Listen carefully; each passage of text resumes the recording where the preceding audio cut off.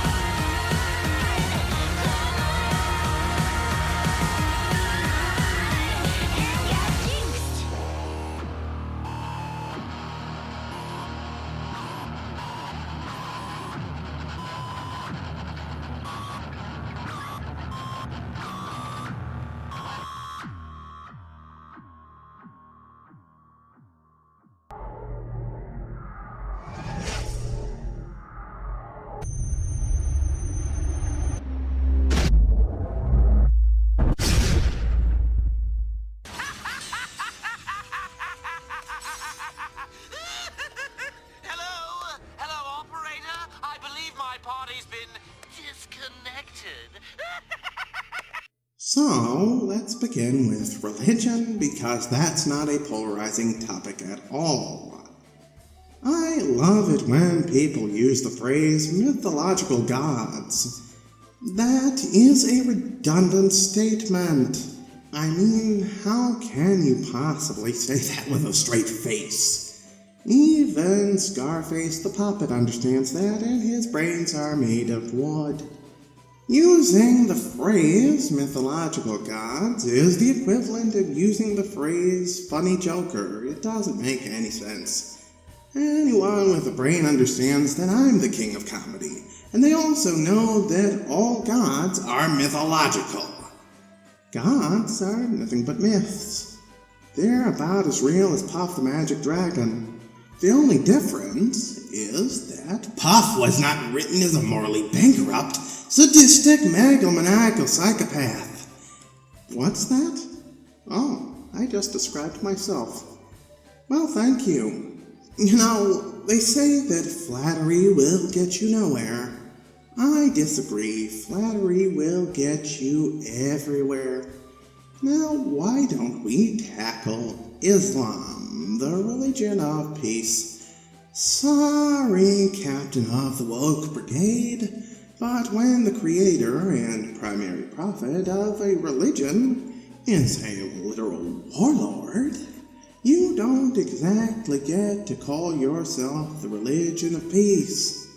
Not only did he behead those who did not convert, he also wrote those exact ideas into the foundation of his religion, and he married a 9-year-old. The religion of peace, that's hilarious. But it gets worse. When I say these things, people call me a hate-monger. And they call me a hate-monger for pointing out basic facts. And people say my jokes are bad. Honestly, though, I do feel a bit bad for Muslims. They sit in the blistering heat all day. They can't make jokes, they can't drink alcohol, they can't masturbate. Their women wear giant garbage bags for clothing, they can't eat bacon, and it's a common practice in their society to have multiple wives. Good Lord, man, that's enough to drive a man a little crazy.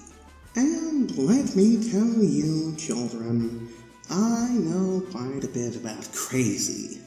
I can't imagine what kind of hell my life would be like if I had 3 Harleys.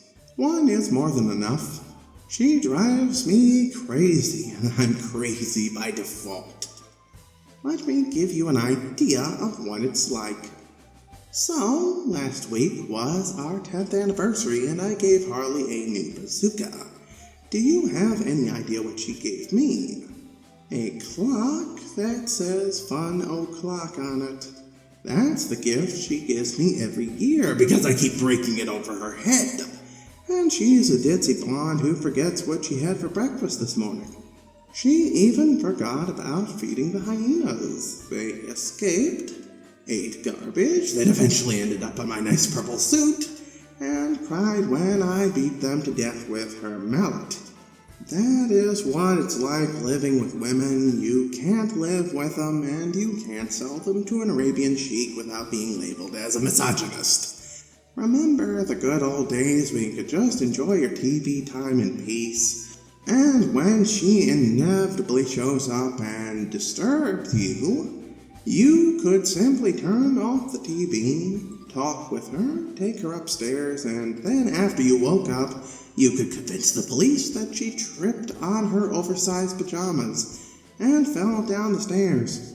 Then you could resume your TV in peace with a smile on your face. Feminism ruins everything, and that's my next point. Feminism is the least funny joke that I've ever heard. You people are the worst.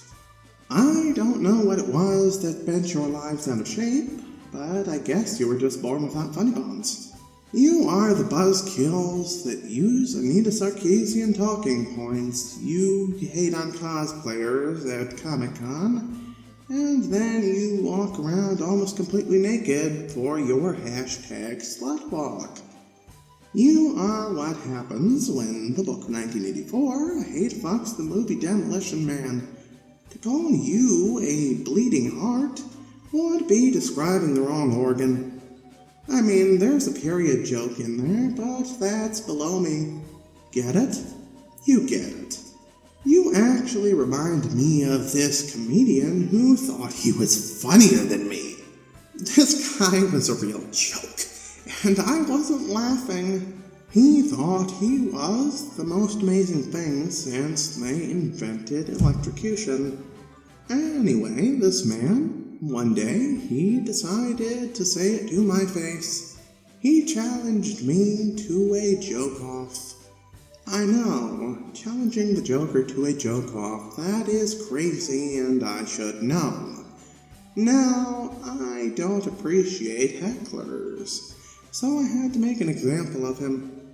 You know what I did? I chopped off his limbs, ripped out his intestines, and rode him all the way through Gotham like some sort of meat toboggan. I remember it like it was yesterday, gripping his entrails like the reins of Santa's sleigh, streaking through the fresh morning snow on a trail of bile and gore, as his eyes begged the same question as the terrified children in his wake. Why? Batman wasn't exactly pleased. He wasn't pleased at all. I think he was even angrier than the time I tie-dyed his cape. Man, that was funny. I did it during Pride Week. Everyone thought he was a bear with a leather fetish. You should have seen the guys that were hitting on him. They looked like the kind of people who do commercials for bondage gear. And, of course, things got out of hand, as they always do. One of them tried to grab Batman's cape, and got a broken arm for his trouble. What a riot! No, literally, it was a riot that started a riot. Now, if you're wondering why Batman beat up a gay guy, it's because people don't panic when things go according to plan. When I threaten to poison the water supply, Batman doesn't panic. When I stab a little child to death, Batman doesn't panic. But when a gay guy tries to grab his ass, well then that's when he loses his mind! Now, I am not a guy who has a plan. I just do things. And I do know a good opportunity when I see it. So I created a Grindr account for Batman. And this is what I wrote on his profile. Looking for several partners for discreet encounters. Preferably someone who doesn't mind when I come in the night. I love receiving, and I love giving more. Always looking for young men who need someone to show them the ropes. Very experienced. I enjoy punishing and being punished. I'm always prepared for any situation. My hobbies include watching people do naughty things, wrestling with them on the ground, dressing in skin-tight black leather, and letting people hit me. But the thing I enjoy most is giving bad boys what they really deserve. My fetishes include leather, masochism, father-son roleplay, BDSM, and pretty boys. Transvestites, welcome. Let me tell you, jokers and jokerettes, Batman got some really weird emails. And the best part is that when I signed up in his name. And I used the email address of a certain Gotham billionaire. And I know for a fact that this billionaire is deeply intertwined with good old Batman. Maybe they're gay for each other. That's a secret I know, but I'll never tell. Anyway, I'm afraid that Batman didn't find it as funny as I did. He didn't find it funny at all. He tracked me down 3 days later, and he told me in no uncertain terms just how angry he was. Then he beat me to a pulp. I guess he just doesn't like comedy. He wouldn't know a good joke if it beat his sidekick to death with a crowbar. Trust me, I know I tried that too. I even went out of my way to cheer him up by making his butler a bit more colorful. He just called me insane. Now, I don't like that word. I prefer the term mentally hilarious. Not out of any kind of political correctness, I just think it fits better. People who are insane see the funny side. So many people look at things way too seriously. Why don't they see the funny side? Why aren't they laughing? But hey, it's like I always tell Harley. That's just the downside of comedy. You're always taking shots from folks who just don't get the joke. You probably find all of this very, very offensive. You're a teensy-wincy bit peeved, I'd imagine. You might even be forming an angry mob. But before you grab your pitchforks and your torches, remember, run as fast as you can. You can't catch me, I'm the Joker Man. Now, why don't we move on? I think it's hilarious when people say that I should be more positive, that I should look on the bright side and be more optimistic. Well, how is this for optimism, Karen? You're all gonna die. Everyone on this planet is going to end up as worm food. This planet and everyone on it is doomed. I'm doomed, you're doomed, we're all doomed. Every last one of us is doomed. This world is going bye-bye, every one of us, you included. So, exactly what reason is there to be positive? Why create when it will only be destroyed? Why cling to life, knowing that you have to die? None of it will have meant anything once you do. Destruction is the only way to make life worth living.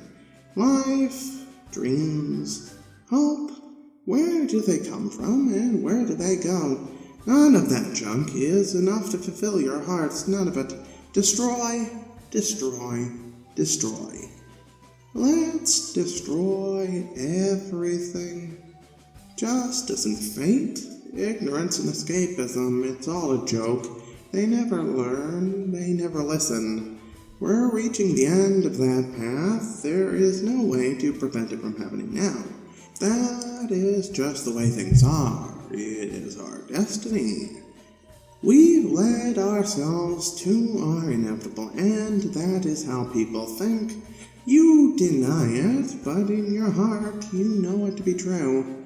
Why don't we move on to another topic? Discrimination. Nah, I don't discriminate. I'm an egalitarian, a genuine egalitarian, in that I hate everyone equally. Everyone. I hate male men, old ladies, children, soldiers, doctors, activists, people of all genders, sexualities, and beliefs. I hate people. People give me hives. Bees live in hives. Bees make honey. Honey, I Shrunk the Kids is a good movie. Rick Moranis was in that movie. Rick Moranis is funny. Funny people see shrinks a lot. I saw a shrink once. He sent me to Arkham Asylum. Arkham had lots of people. I hate people. People give me hives. I hate everyone, including you. You, sitting there in your chair, watching this video. I've never met you before, but I'm sure that you are a malignant skeletal freak. I'm great because I have hate. My hate is innate, but I don't discriminate. I just eliminate. I'm not irate, just filled with hate, and that's just fine. Because, let's be honest, that's my fate. If you're watching this, just know that you are a sad, strange little freak, and I hate you. I hate you good. Let's move on to the next issue. Freedom versus security. Look, I'm a comedian, folks. It's what I do. And I find it very funny when people make a statement that is refuted 2 minutes later with a second statement. It's just very funny. So when people claim to be fighting for freedom but actively support laws that restrict freedom, I just find that hilarious. At some point, probably in the very near future, I think people will regret all of the rights and freedoms we have sacrificed in the name of national security. The British burned down the White House in 1812, and not a single person suggested that America should create a Patriot Act to fight British terrorism. The World Trade Center was bombed in 1998, and nobody bats an eye. Over 15,000 American soldiers died in Vietnam, a war we had no business waging, and if people mention it, they're called commies, hippies, or both. But when a measly 2,600 people, give or take a few, die at the hands of people whose main goal was to use fear to destroy America from within, then suddenly everyone loses their minds. Okay, people, let me give you a bit of advice. People who live in glass houses probably shouldn't throw stones. And here's an extra piece of advice. Daytime masturbation is a bad idea, too. It's funny, it really is. We are afraid when we shouldn't be. And we aren't afraid when we should be. It's a cosmic joke. So why can't people see the funny side? Why aren't they laughing? It's like this country was based on a series of jokes that nobody ever realizes are on them. And if you point it out, you are unpatriotic, un-American, and you should just leave. But, like I said, that's the sad truth of comedy. You're always taking shots from folks who don't get the joke, and that's the funniest part of all. Now we move on to our final main topic, Area 51. So, I've been hearing about how over 250,000 people are planning a raid upon Area 51 based on the idea that the government can kill you all. Well, I assure you that they can. They will fill you so full of holes that a Swiss cheese factory would pack you up and sell you to a grocery store. Remember, kids, Soylent Green is made of people. I assure you they will kill you. But don't get me wrong, I'm not saying that you shouldn't raid Area 51. I don't tell people what to do. I simply watch as they do it. I will be with you at Area 51. I'll be the guy sitting in a lawn chair at the back, drinking lemonade, eating popcorn, and laughing at the largest hosting of Darwin Awards in history. I'll be there at a safe distance while I watch you idiots die. Some would say that's monstrous. I would disagree. I would argue that it is the logical conclusion of someone who enjoys watching idiots write themselves out of the gene pool. Now that, boys and girls, is what I call comedy. I think that's very, very funny indeed. I can't think of many jokes that are funnier than that. But one does come to mind, and it relates to my previous topic. Did you know that a private library was destroyed when the Twin Towers fell? Well, it was, folks. 104 stories collapsed all at once. I'm sorry, that's just funny. I'm not a monster, I'm just ahead of the curve. So please, do this, America. I could use the laugh. Now, I know that sooner or later, some sanctimonious mother will show up and say that I shouldn't say horrifying things like this, because please, won't someone just think of the children? Well, If you don't want your kids to watch certain videos, then let me offer you a possible solution. Have you ever tried taking their devices, sitting them down, looking them in the eyes, and hitting them? Go ahead, try it. You'd be surprised at just how much bad behavior you can beat out of a kid. Sometimes it backfires, though. Just look at Jason Todd. Yeesh. Let me close this out with one final truth. And trust me, this one is going to hurt. It'll hurt you good. Do you know why I came here today? Do you know why I said all of these awful, scary things? I'll tell you. Well, it's because I can. That is it. I saw you sitting in your homes with all your neat little systems of order and morality, and I hated them. So I did what I do best. I introduced a little anarchy. I took all of your fragile houses of cards and I tore them all down. Everyone thinks that I'm on the opposite side of what they personally believe. Everyone believes that I have a label, a name, a neat little box they can fit me into. Let me ask you something. You have seen my scars, you've heard what I've said. And somehow you got this idea that I was on a team, that I have a side. I'm not, and I don't. I don't like teams, or sides, or groups, or labels. I live by myself and for myself. Let me ask you another question. Do you know how I got these scars? Well, I'll tell you. I got them from people like you. Not you specifically, just people who walk like you, talk like you, behave like you, and think like you. They were your clones in all but biology.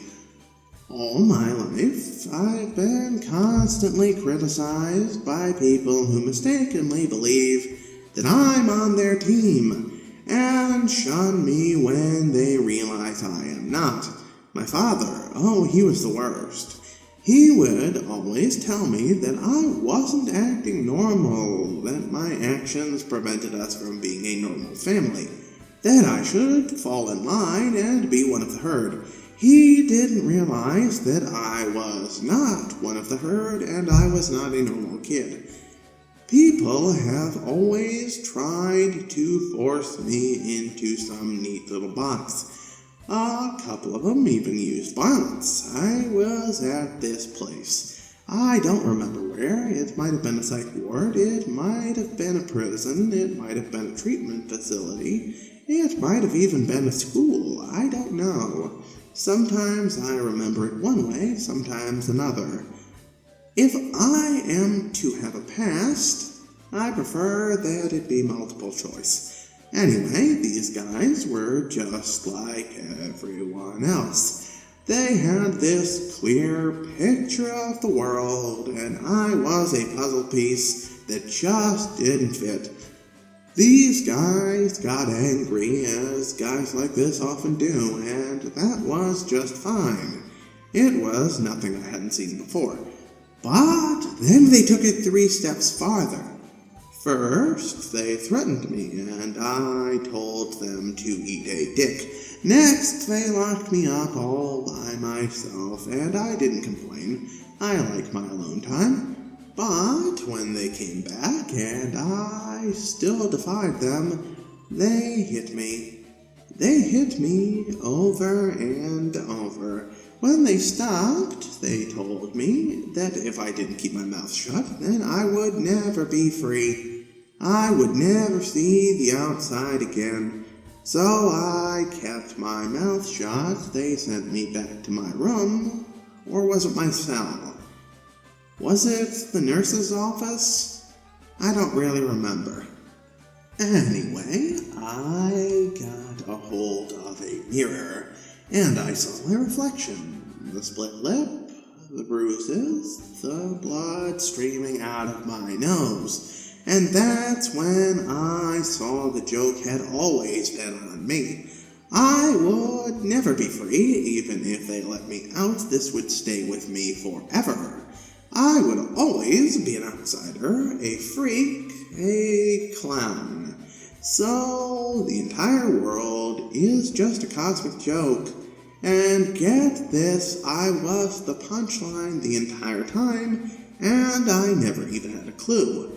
That was when I started laughing. That was when I saw the funny side. None of you understand. None of you get it. None of you understand the joke. It isn't funny if I need to explain it, but what the hell, I'll do it anyway. You are not free. None of you are. Your prison is just like mine. It's inside your head. And that's funny. It's hilarious. All of you claim that you are engaged in a righteous war, a just war, a moral war. What a joke. Fighting for morality is a lot like screwing for virginity. The more you do it, the more the hypocrisy grows. You fight the other side because you've got this idea in your head that they're evil. That is cute. It is like an army of pots versus an army of kettles who are all fighting because they think the other side is black. That is so funny. That is just so funny that I could throw up. But here's an idea. Why not just let go? Why not wake up and smell the coffee? Why not simply stop fighting and enjoy a good joke?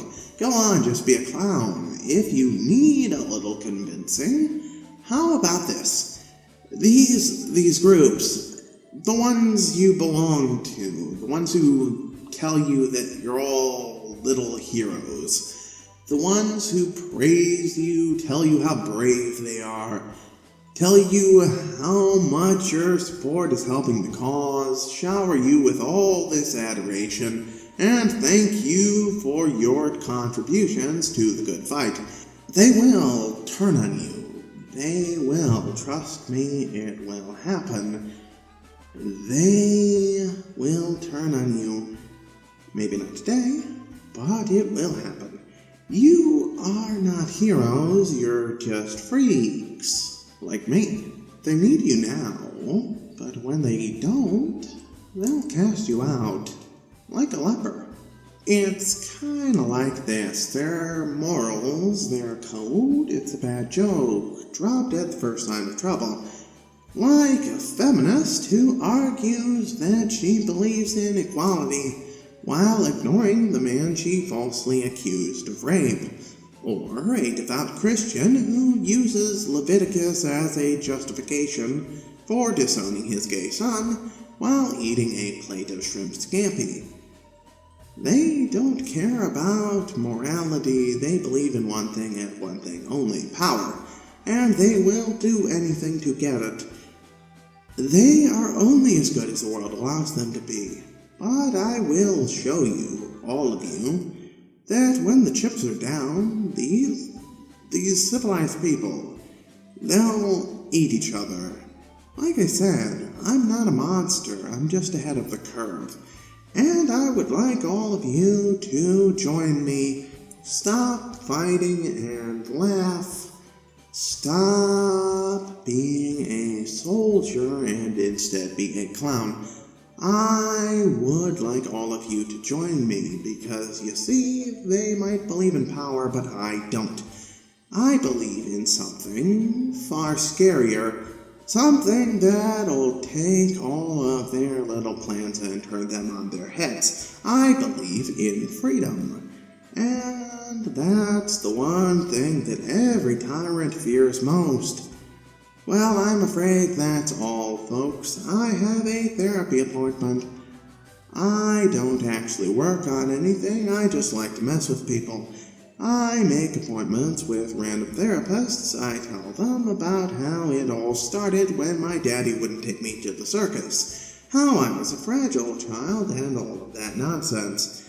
I string them along. I make them believe that I'm a poor, unfortunate soul who is desperately crying out for help.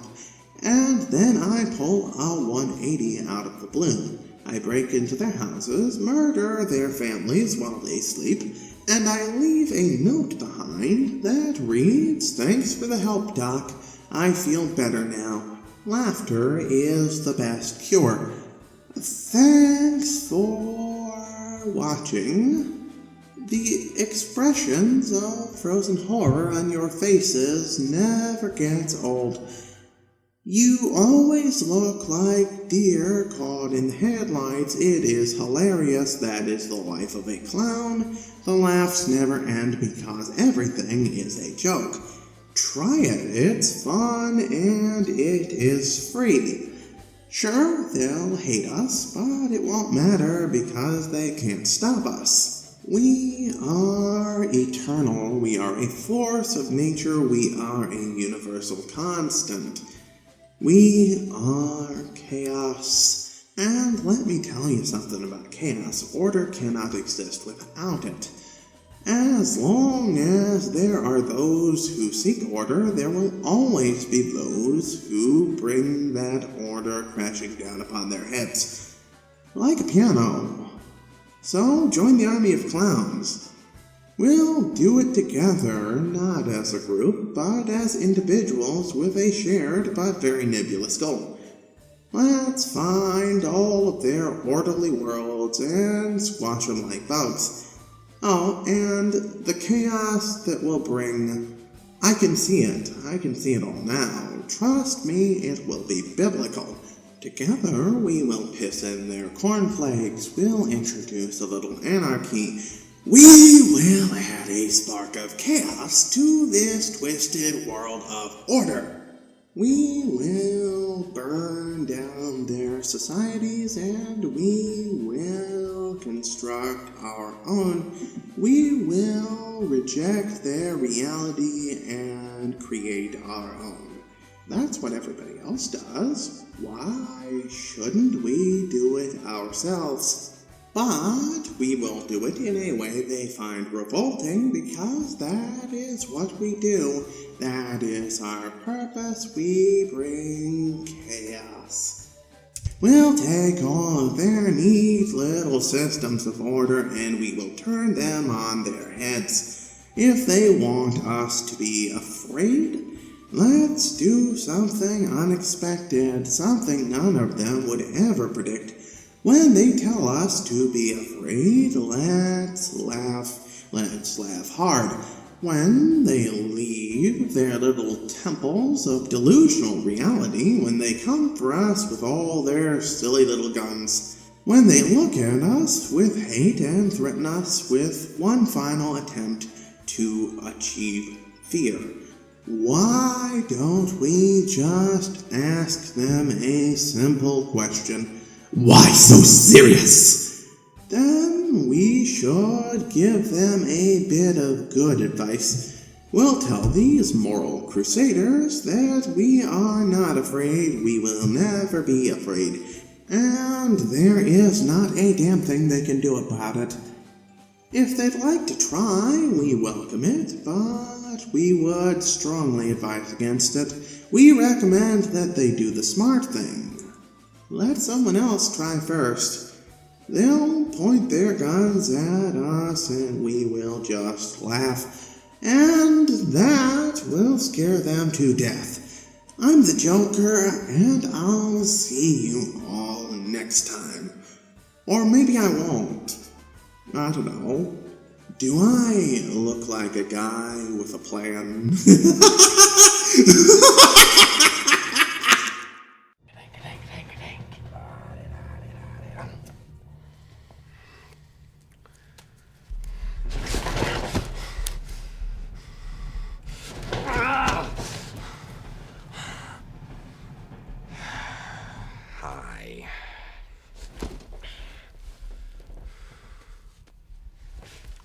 You know, I don't want there to be any hard feelings between us, Harvey. When you and Rachel were being abducted, I was sitting in Gordon's cage.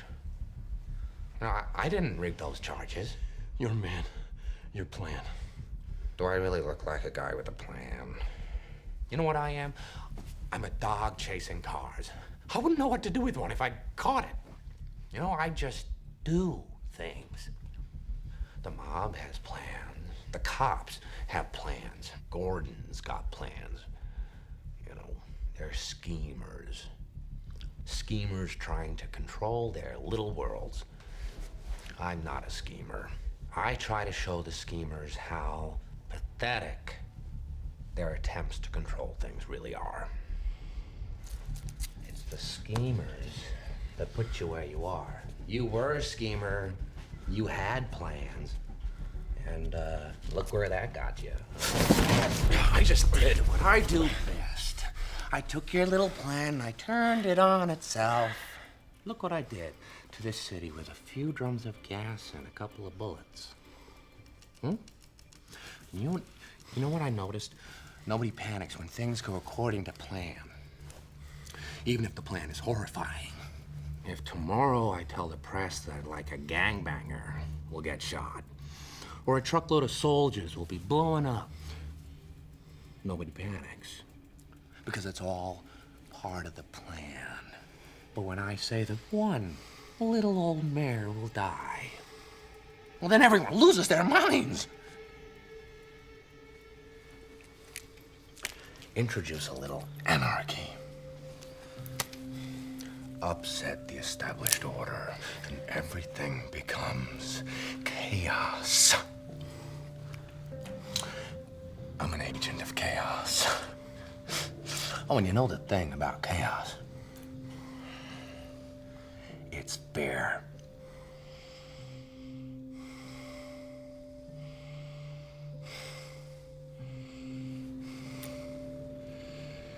You live. You die. Now we're talking.